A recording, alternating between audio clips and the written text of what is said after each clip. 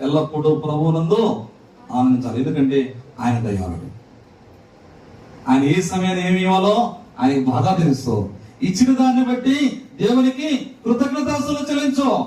చేసిన దాన్ని బట్టి కృతజ్ఞతాస్తులు చెల్లించు. అది కష్టమైనా నష్టమైనా, అది మేలైనా అది ఇబ్బంది అయినా, అది మంచి అయినా లేక చెడైనా, దాని విషయంలో నువ్వు మేలు కలిగి జీవించిన మిత్రమై ఆయన మీద ఆధారపడడానికి కృతజ్ఞతాస్తులు చెల్లిస్తే ఆయన మర్చిపోడు.